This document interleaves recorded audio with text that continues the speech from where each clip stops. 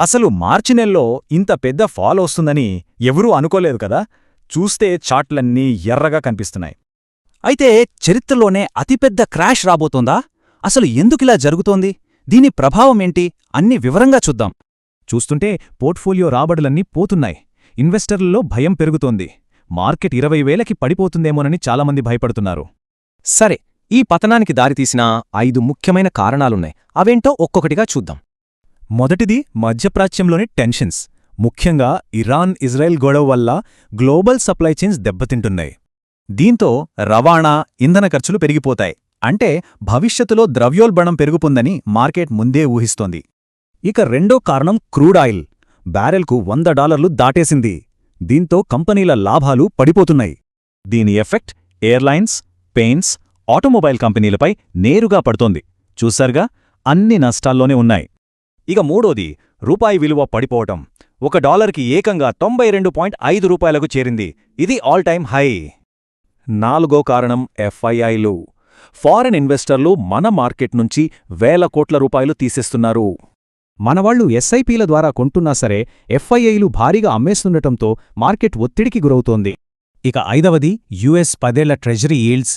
ఇది 4.28% చేరడం మార్కెట్కు మంచిది కాదు. అంటే ఫెడ్ వడ్డీ రేట్లను తగ్గించే అవకాశాలు తక్కువ. సో లోన్లు కాస్ట్లీగానే ఉంటాయి. ఇది స్టాక్ మార్కెట్కు నెగటివ్. సరే, ఇవన్నీ ప్రస్తుత కారణాలు. కానీ అసల్ మ్యాటర్ ఏంటంటే, ఈ పతనాన్ని 150 ఏళ్ల కిందటి ఒక చార్ట్ ముందే చెప్పిందా? 1872లో జార్జ్ ట్రిచ్ అనే అతను ఈ చార్టును రూపొందించాడు. మార్కెట్లో ఎప్పుడు భయాందోళనలు వస్తాయో, ఎప్పుడు మంచి రోజులో ఇది చెప్తుందట. ఈ చార్ట్ ప్రకారం మార్కెట్లో 3 జోన్లుంటాయి. జోన్ ఏ అంటే పానిక్, జోన్ బి మంచి సమయం, ఇక జోన్ సి కష్టకాలం. ఈ చార్ట్ ఏం చెప్తోందంటే 2026 మంచి సమయం జోన్లోకొస్తోంది అంటే అమ్మేయడానికి టైం. ఆ తర్వాత పతనం మొదలవచ్చు. అంటే 2026 నుంచి 2032 మధ్యకాలం కొనడానికి, పోర్టిఫోలియోను పెంచుకోవడానికి సరైన సమయమని ఈ చార్టు సూచిస్తోంది. సరే, అంతా బాగానే ఉంది. మరి ఇలా పడిపోతున్న మార్కెట్లో మన స్ట్రాటజీ ఏంటి? ఏం చెయ్యాలి? ఇప్పుడు చూద్దాం. రూల్ నంబర్ 1, అస్సలు పానిక్ సెల్ చెయ్యొద్దు.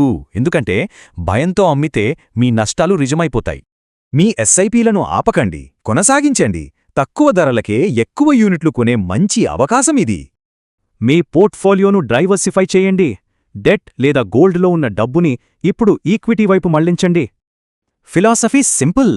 ఎరుపులో ఇన్వెస్ట్ చేస్తేనే ఆకుపచ్చను ఎంజాయ్ చేయగలం. ఈ పతనం తాత్కాలికమే. అసలు ప్రశ్న ఏంటంటే, నిఫ్టీ మళ్లీ 32,000కు వెళ్లేలోపు మనం ఎంత సంపాదించగలుగుతామనేది.